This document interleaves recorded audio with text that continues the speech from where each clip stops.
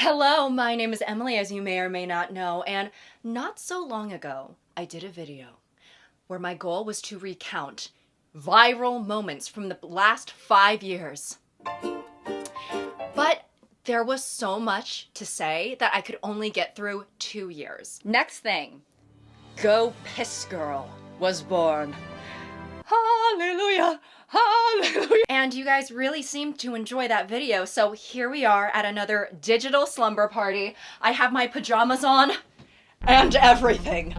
Yeah, so we are going to talk about some of these other viral moments that may have escaped your mind. But before we get into everything, first, a word from our lovely sponsor, NoCD. Trusting a therapist with your mental health can be one of the most personal decisions that you can make, especially if you're experiencing things that feel hard to talk about or are difficult to explain. Like persistent fears that if you don't do something in a really specific way, something terrible is gonna happen. Or recurring doubts about whether you love your partner that come out of nowhere and then leave you flooded with uncertainty that you feel desperate to resolve. Or relentless worries that you're secretly a bad person capable of doing disturbing things even though you would never want to hurt anyone. Experiences like that can be signs of OCD, and if you're dealing with them, finding a therapist who truly gets OCD is everything. Because OCD is so misunderstood, here's something that surprised me. Standard talk therapy, the kind that most platforms offer, is actually not recommended for OCD and oftentimes can make it worse. OCD needs a specific and specialized therapy called exposure and response prevention, or ERP therapy. And that's why I want to tell you about NoCD. NoCD is the world's leading OCD treatment provider, and they were built with one focus: OCD. Every single therapist on their platform deeply understands OCD and is extensively trained in ERP, which is the most effective, most proven treatment for OCD. NoCD's world-renowned clinical leaders train, test, and support all of their therapists. These clinicians have decades of experience treating and researching OCD, so you can be confident that you are in the best hands. NoCD also accepts insurance for over 138 million Americans, and therapy with them is completely virtual. Plus, between your sessions, you're never alone, okay? You can DM your therapist, join dozens of live support groups, and use helpful therapy tools all in the NoCD app. So if you feel like you're experiencing signs of OCD or you're struggling in ways that you can't quite make sense of, go to nocd.com today and book a free 15-minute call to learn more about how they can help. That's nocd.com, and thank you so much to NoCD for sponsoring today's video. All right, now let's jump back into these moments. Should I get in the cozy corner?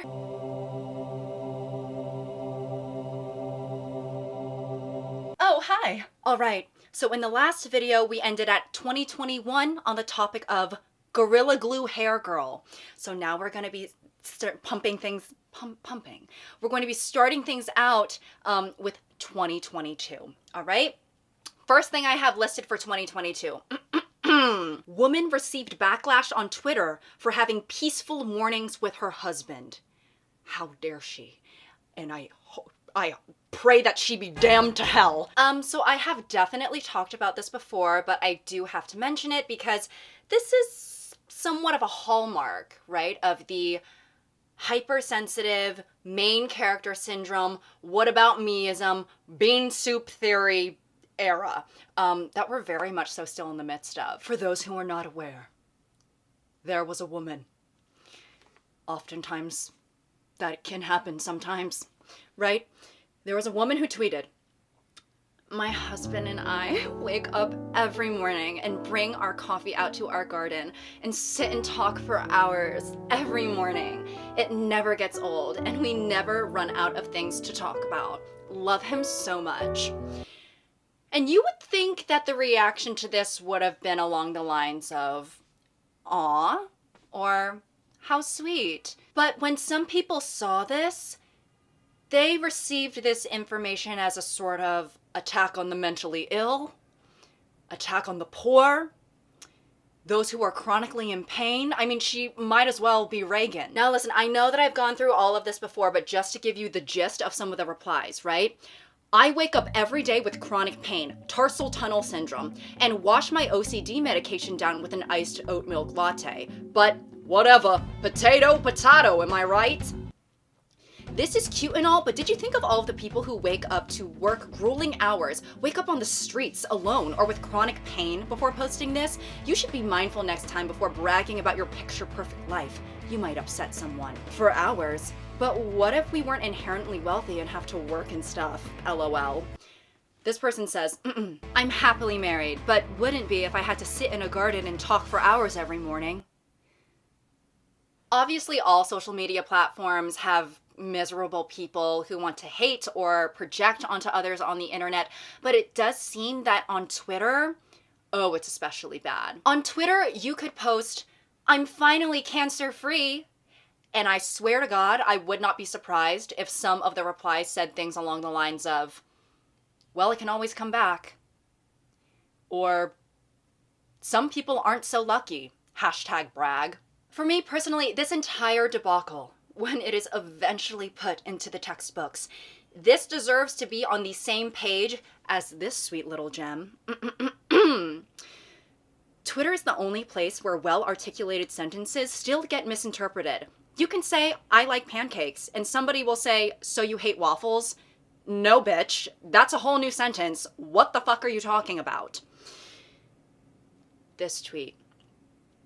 It needs to be next to the Mona Lisa. Or better yet, they just need to print out this tweet and just Elmer's glue it directly over Mona's face. Is that really her name? Mona? Mona Lisa. Mona Lisa kind of sounds like if Mario from Super Mario Bros. Was perhaps fornicating with someone named Lisa, who was not really that verbal in bed. So he's going, Mona Lisa! Does this feel good? Was that thought valuable? Who knows? So let's take this awesome moment from 2022 and hopefully leave it there and go offline and talk to people in real life. But not right now because you're watching this video. And the second thing on my list is the slap. Woo! That shook the nation. Will Smith slaps Chris Rock. Let's just watch the clip together. Jada, I love you. G.I. Jane 2, can't wait to see it. All right?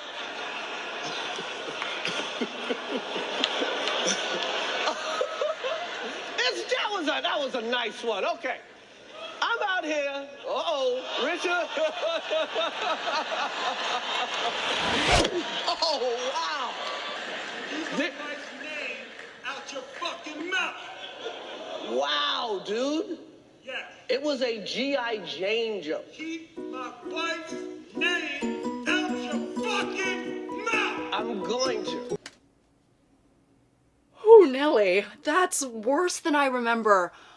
Oh. This resulted in Will Smith receiving a 10-year ban from the Oscars, and he will not be allowed to return until 2032. Girl, the world might be fucking over by then. And even if the world isn't over, who knows? At the rate we're going, Netflix might acquire the Academy and change it from the Oscars to the dun-dun awards. And listen, do I think it's okay to hit people? Not really. But what I will say is that Jada did look pretty upset at that joke. I do have to say. And it's interesting because Will was actually laughing and smiling and nodding at first, but then, when he took a little peek to the left, to the box to the left, saw Jada's face, he said, I'm gonna have to Chris Rock his shit. Like, it really is just such an odd watch, right? The way the events transpired, it's such a jarring cut to see Will Smith laughing, hooty hooty hoo, and then all of a sudden he's walking up the stage and smacks Chris so hard that it's almost like, what was there, a Megatron mosquito on his cheek? And I can only imagine what it was like to be there that night, because I almost at first, I feel like I would be like, is this scripted? But when he says, keep my wife's name out your fucking mouth, he says it with a little too much passion. He says it with too much passion. And the thing is that when things are scripted at the Oscars, it's kind of giving Disney Channel acting in a way. They're kind of presenting things in a way where you're like, wait, isn't this supposed to be an awards for acting? Because when things are scripted at the Oscars, it's very like, you know, oh, what a great time it is to be here tonight, but I think someone stole my wallet. Emma Stone. I think Benedict Cumberbatch has it. Would you mind getting it for me? Why's that? Well, because he's a thief. Because he stole all of our hearts in his role in Christopher Nolan's Piggy Boy, up for Best Picture. And you know, it's not quite that bad. Whereas this, it was like, oh, he's being for real. And while it's not a great thing that happened, what I will say is that it gave everybody a guaranteed conversation starter at the after party, which I'm sure some would be grateful for. I would be grateful for it in a way. Obviously, I would say this unfortunate someone was a victim of violence, right? However, I would be very, very nervous, especially for people who are newcomers at the Oscars, right? It's a very sort of, the weather, right? Hey, the slap. What was all that about? Next thing for 2022, Harry Styles supposedly spitting on Chris Pine during Don't Worry Darling press tour. So apparently Chris Pine has already debunked this and said that Harry was simply just trying to tell him a joke. And Chris, I'll take your word for it, right? I was not personally there in the splash zone. However, what I will say is that it does look like he spat on you. But, you know, it very well could be a looks are deceiving sort of situation, because why would he do that, right? Oh yeah, let me just quick hawk a loogie on my coworker while there's millions of cameras around. You know, that just doesn't really make sense. And also, within the context of the video, it looks like it would have been completely unprompted. You know? And spitting on someone, I feel like spitting on someone, even during a physical fight, is where it's like, okay, now you've gone too far, or something like that. Where you could literally be pummeling me in the chest repetitively. But if you spit on me, then it's like, oh, you actually want to put a stain on my bloodline. But you know, Chris, he's just sitting in his seat, not doing anything except wearing pants that maybe need to be tailored, and that's not a crime. It's certainly not something that prompts being spat on. Honestly, the entire press tour of Don't Worry, Darling, we were worried, right? Next thing, Elon Musk took over Twitter. So Twitter, went from being an annoying place to being a dangerous place, which is awesome. Ever since that, oh, fateful day, Twitter has essentially been transformed into the bigot brigade. And I bet they wouldn't even like the fact that I said transformed because it has the word trans in it. Since that ghoul took over Twitter, I'm not sure if there was an update on the terms and conditions where it says that at least 70% of users have to be openly racist or what. I will see posts that are so racist and sexist, homophobic, what have you, all of it, right? That I'm like, this belongs in a museum. We need to collect all of these posts and put them into one museum. And let me just say, that museum will need to be taller than the Empire State Building, who just hit puberty and is having a growth spurt. There are people who are posting themselves in blackface and saying the N-word. And then you go into the replies and there's just people that are just like, yes, that part. What? Or there could be a picture of a woman doing anything, and some freak on Twitter will quote tweet it saying something like, this has got to be goon bait. This is a picture of me in front of a tree. At this point, it's like, I'm not even expecting you to be educated.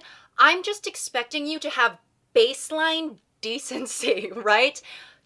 Don't say a slur challenge failed somehow. It's so easy. It's so easy. I have been achieving that challenge all of my life to not say it. I'm not expecting you to be up to date on your feminist literature or queer theory, but maybe could you just not make deepfake porn?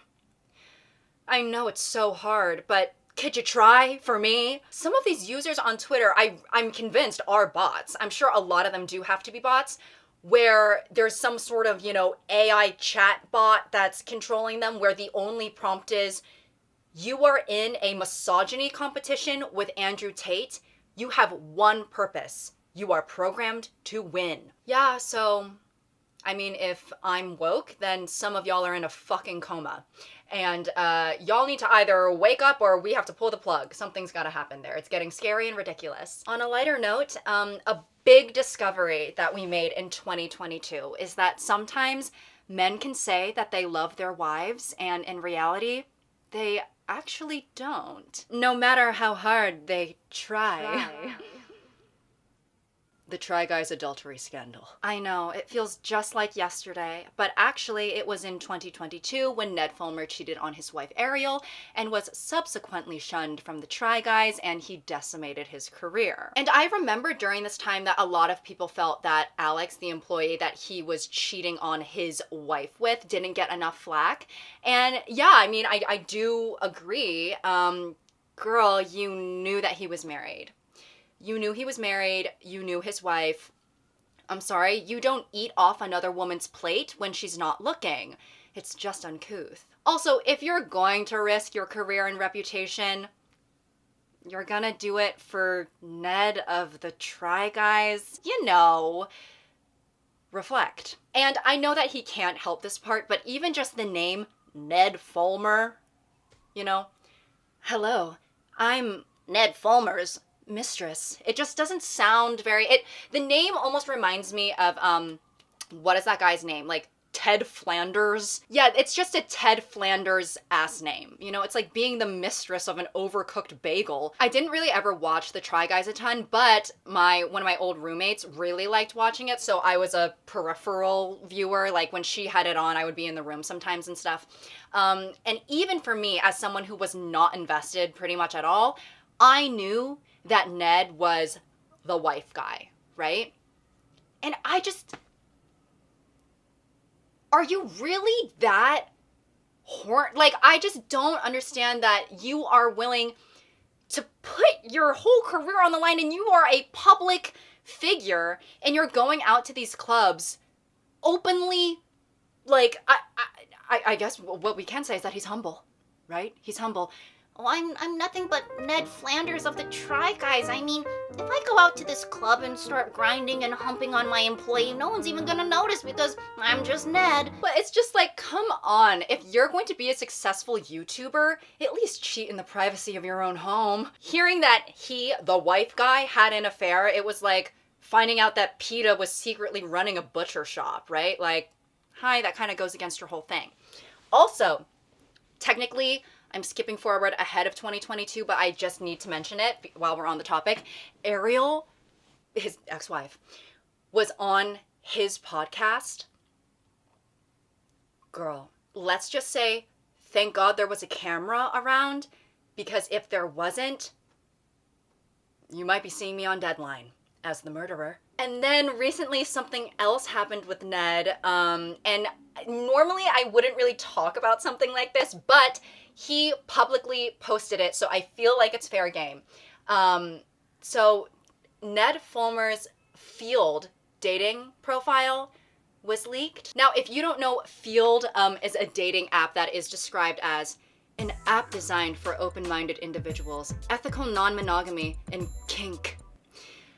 So it's basically like Tinder if Tinder lived in Brooklyn and was more straightforward. So again, this is something that he publicly posted himself. He starts out a Twitter thread by saying, apparently someone doxed my Field profile. Cool. Saves me $29.99 a month. I truly give zero fucks and invite you to roast it. Especially BB Rexa. I have no idea what BB Rexa has to do with this.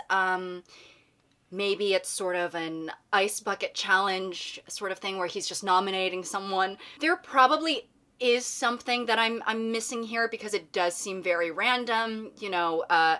Hey, BB, if you want to chime in, go ahead. Katy Perry, keep your mouth shut. Pink, have your people contact my people. Olivia Rodrigo. Imagine I just kept going.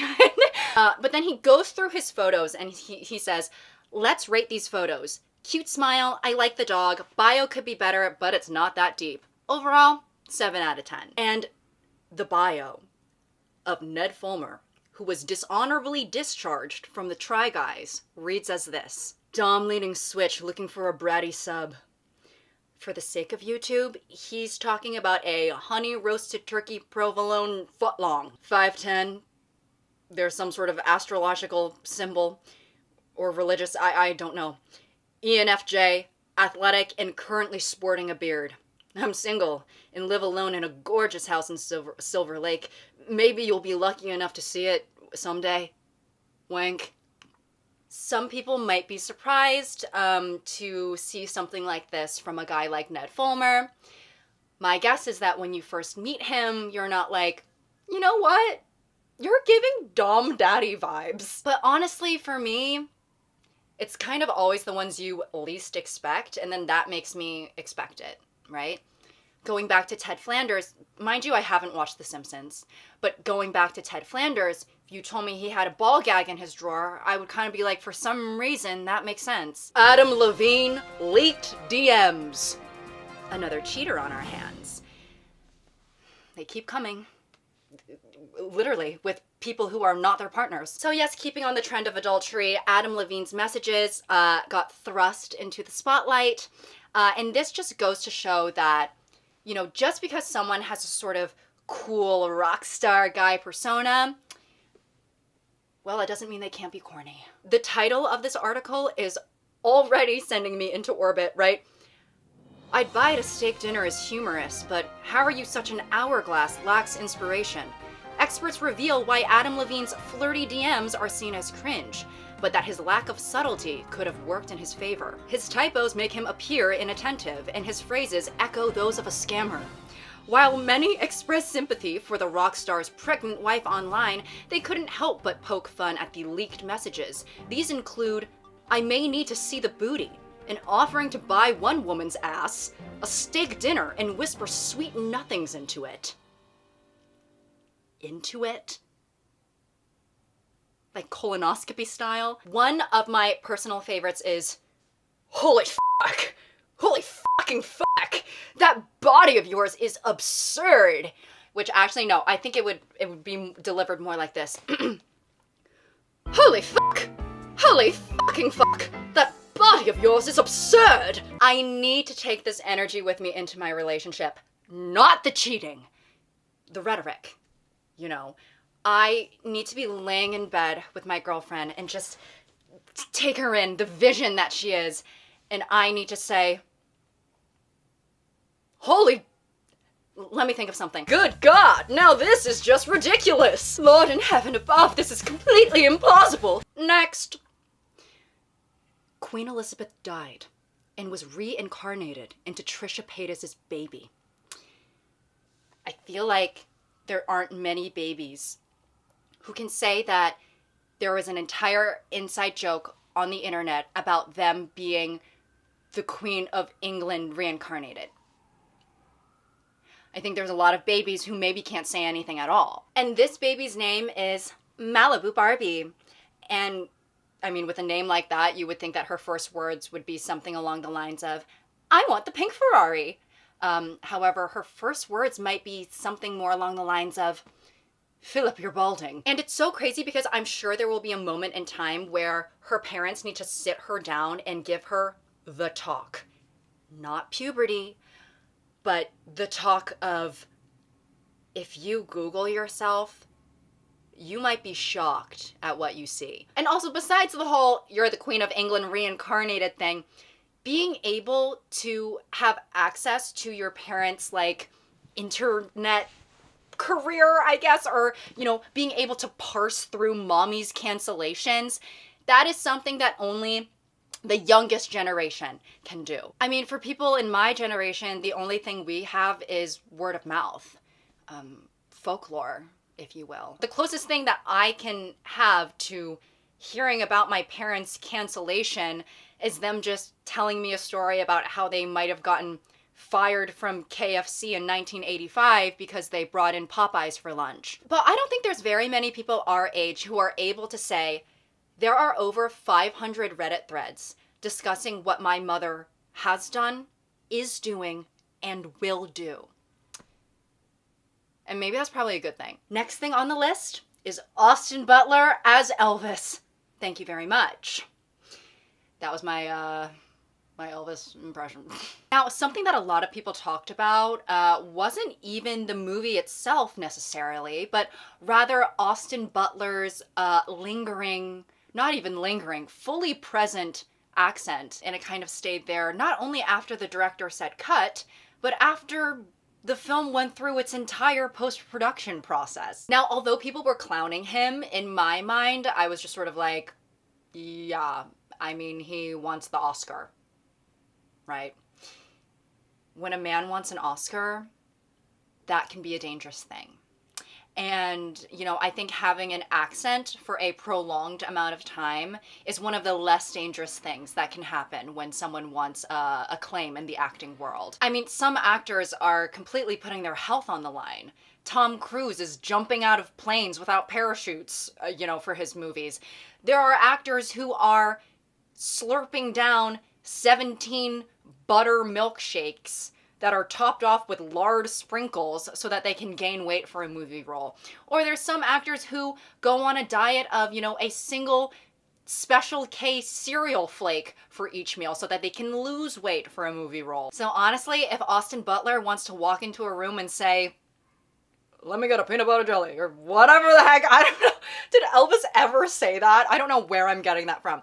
But if he wants to do that, I say we let him. And honestly, if I spent 3 years preparing for a role where not only am I playing a real person, but a cultural icon, I can't really imagine the amount of pressure that is to depict someone who is so well known and like documented, right? So honestly, yeah, maybe even after all is said and done, I'd still be walking around saying, hey, I want a hunk of chunk of burning love, right?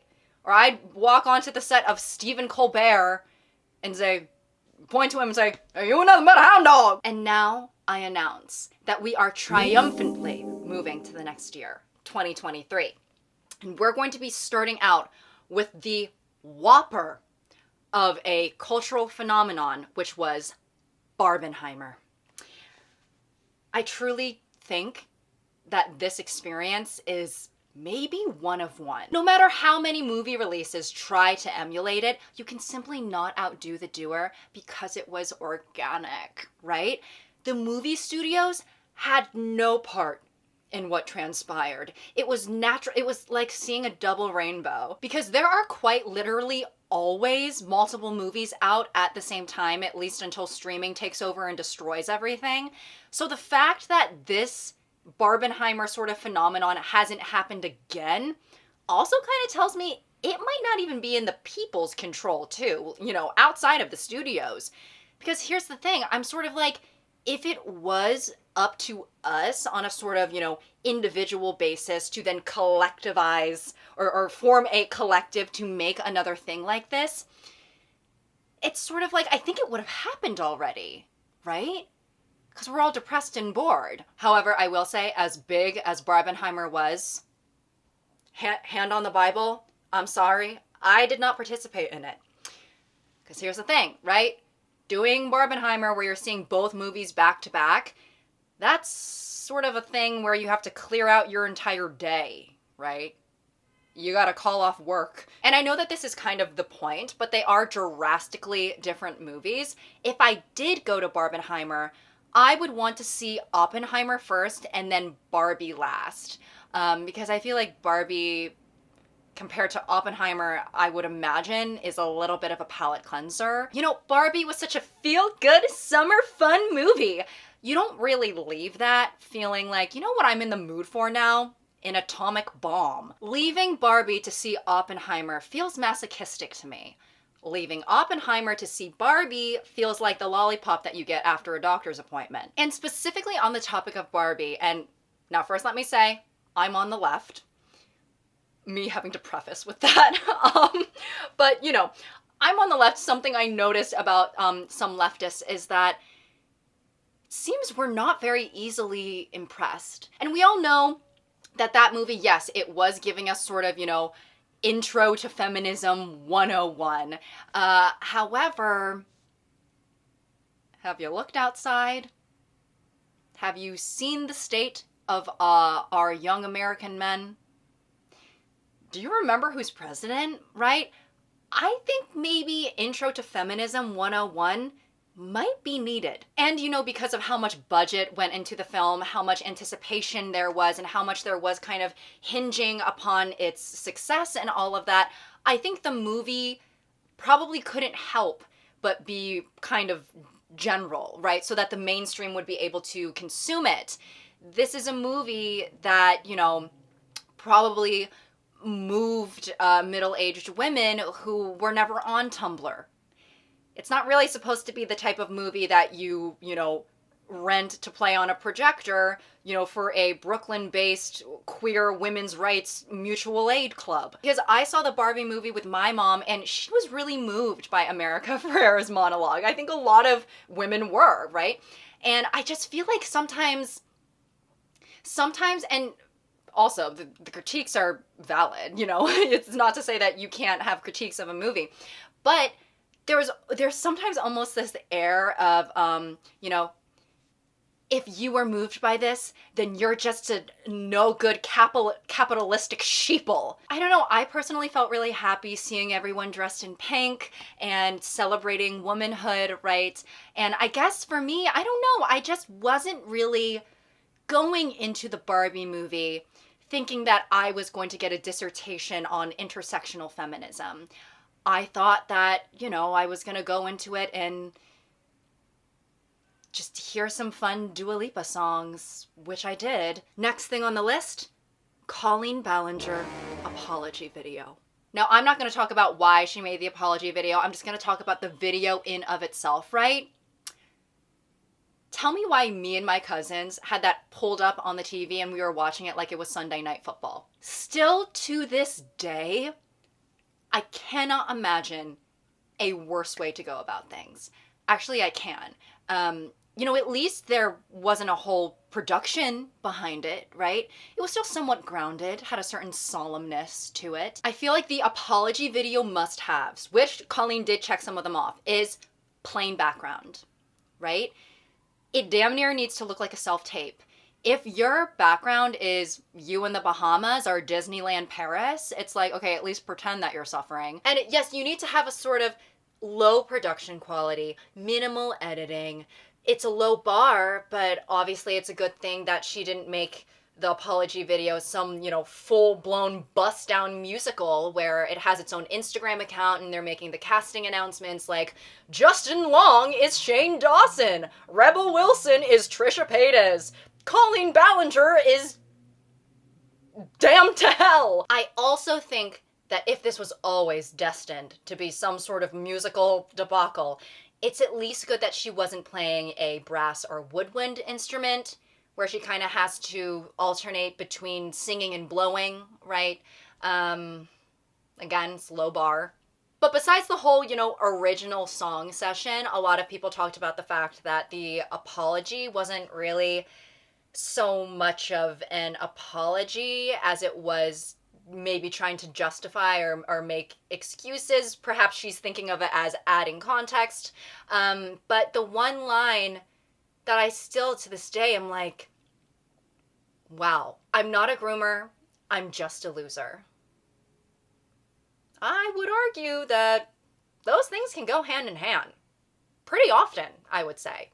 They're not mutually exclusive at all. That's like saying, you know, I'm not a creep, I'm just a pervert. And the song being called Toxic Gossip Train, it's like, okay, you're kind of not even appearing to be sorry. It's like, you might as well name the song, These Bitches Are Lying on My Name. Okay, next thing on the list, the billionaire submersible. Now, I wouldn't really call this a pop culture moment.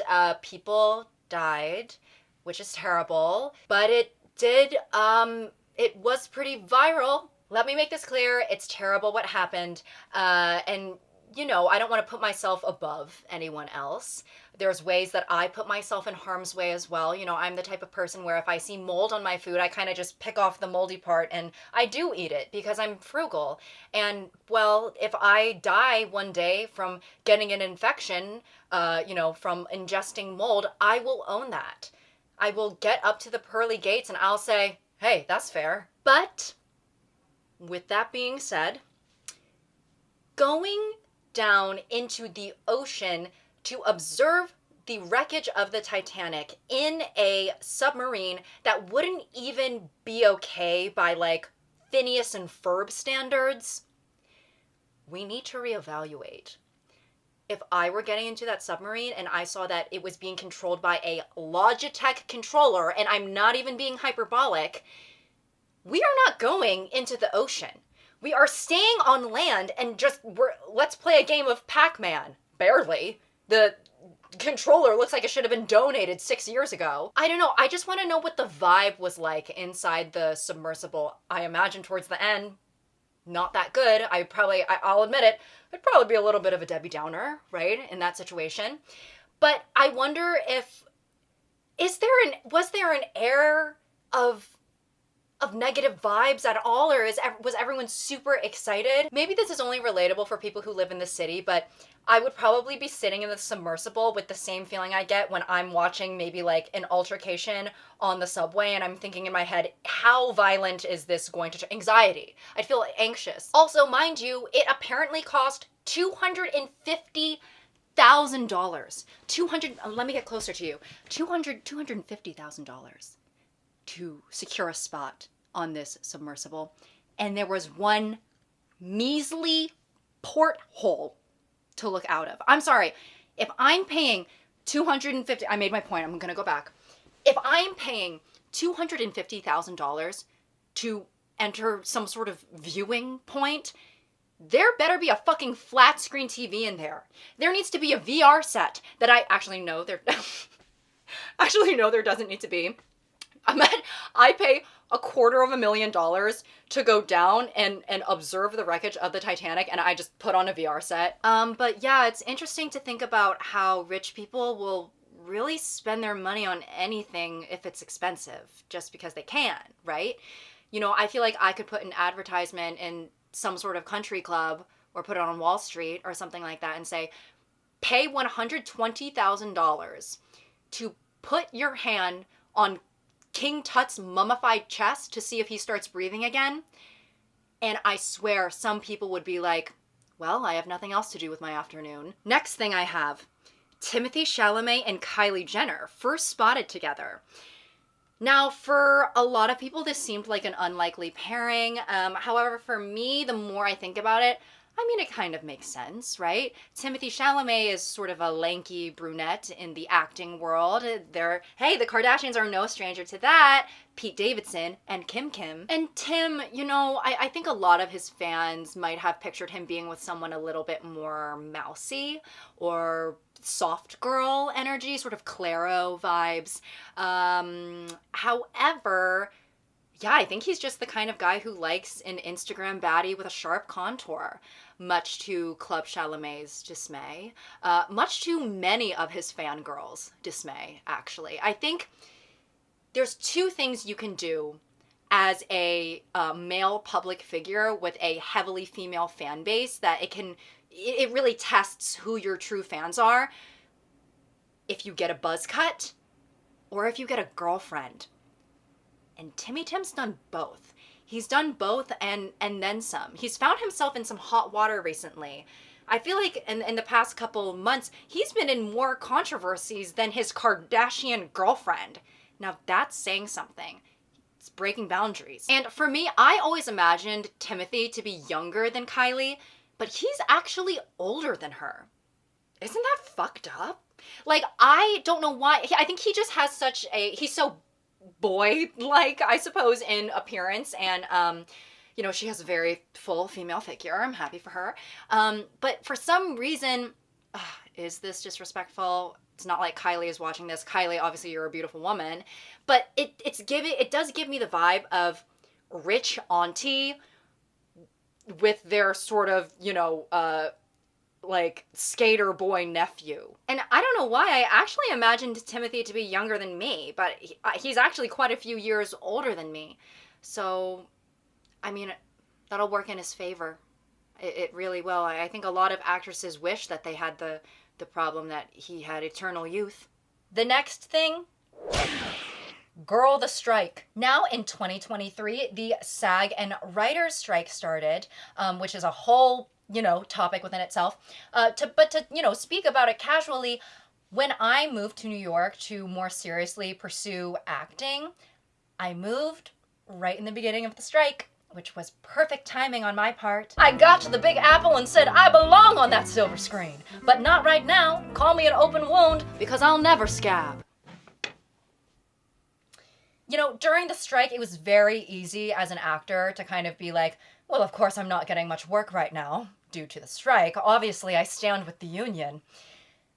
But now that the strike's over, it's like I can't really use that excuse anymore. I'm just not booking. The industry is still feeling the effects of the strike a bit, but I will have to say, of course, it was all worth it because we got an amazing phrase out of it, which of course I will recite here, and I already said it earlier. You couldn't make bridesmaids today. Why? Girl, the strike. Next thing I have written down, Taylor Swift briefly dates Maddie Healy and then moved on with Travis Kelce. So Taylor Swift and Maddie Healy, interesting pair. I guess it's giving head cheerleader and like stoner, aloof, kind of worried of whether or not he might commit a violent act in school sort of vibe. That's probably insulting. But when she moved on with Travis, it's like, okay, head cheerleader with a literal football player, that just makes sense. And now obviously Taylor Swift is a very polarizing individual, and I will not be making a comment on that because I value my safety, well-being, and mental health. What I will say is that in famous couples, I love when the woman is more famous. I feel like there are many cases where a woman is referred to as, blank's girlfriend, blank's wife.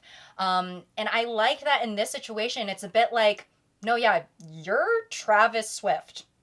And that's just the truth, right? Even the biggest football fan has to admit that she is the more famous one, unless they were lying or delusional. Yeah, I guess for me, the non-athlete one is always the more famous one to me because I literally don't give a fuck about sports. I don't know any athletes, except for some female ones, I guess. I'm noticing I've never dated a football player, and I really do not plan on doing that, but there is something cute, I guess, about, it's almost like being a stage mom, right? Or maybe not mom because you're in a romantic relationship with this person, but, I would love if my girlfriend ever wanted to participate in, I don't know, an intramural soccer game.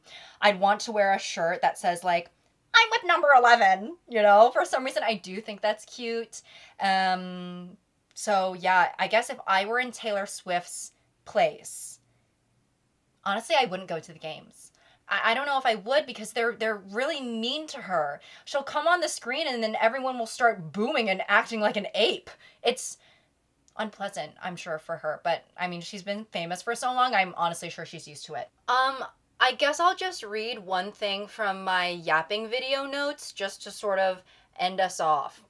A grand finale. Let's see what we land on to send us off. Oh, if there's ever a day that I back into a parking spot, you can assume that that is an impersonator because I would never do something like that. And that's true. If someone asked me to back into a parking spot, it's sort of like, okay, what's next? You want me to do a quadruple axel at the Winter Olympics? But yeah, okay. I hope you all enjoyed today's video. Please let me know if you would like me to continue talking about some viral, pop culture media moments. It's kind of like a yapping video, but with structure or whatever. And then I was also thinking it would be really fun if we did one for like the 2000s because, oh mama. Hope you guys have a good day. And until next time.